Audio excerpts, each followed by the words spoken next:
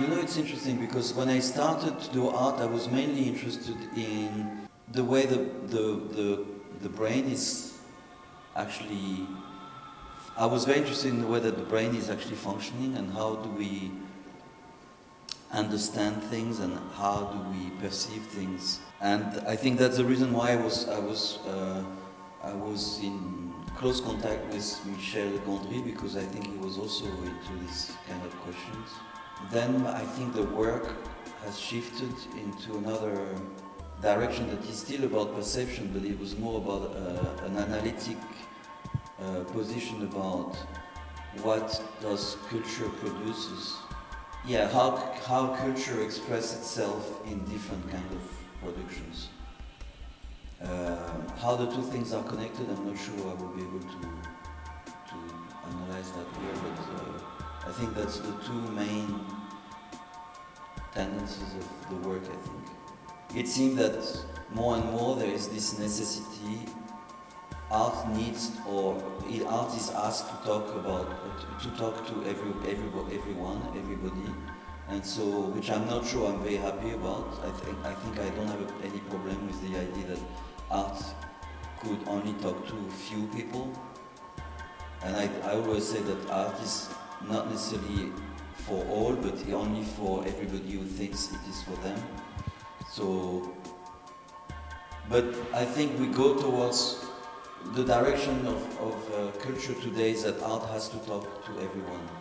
So I think because of that I use popular culture in my work, because it looks like as if I was in fact talking to the mass audience. I think when I started, art was mainly the concern of a smaller community, and I think now it became this thing that everybody seems to be interested in and have an opinion about.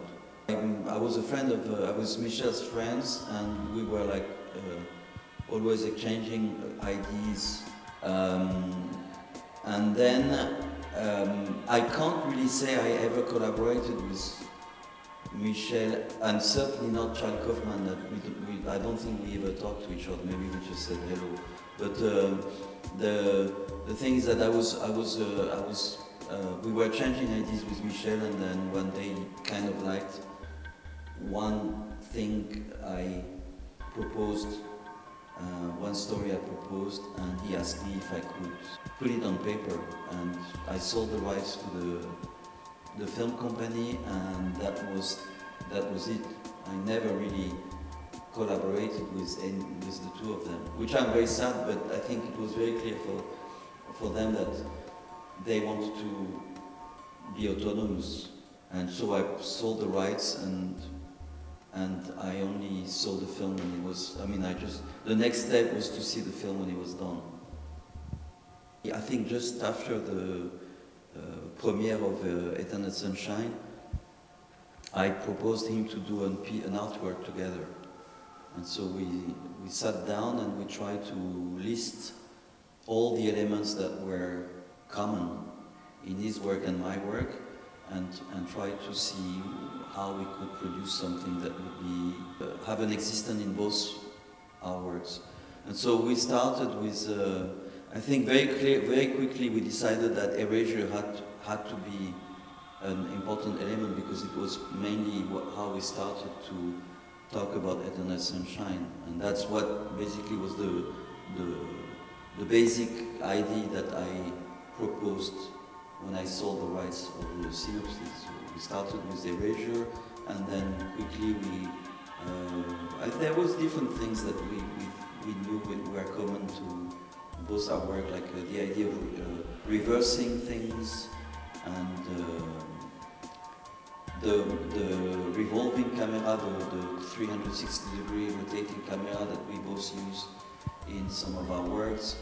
And so we just talked on the concept, and then we finally found the concept, and after that I realized the work on my own, because he was busy with the making of The Science of Sleep. All your life, I think you try to have a simple definition about what you do, and I think all artists try to do that. And I think that's the most complicated thing to do, to succeed to have a simple definition of what one do.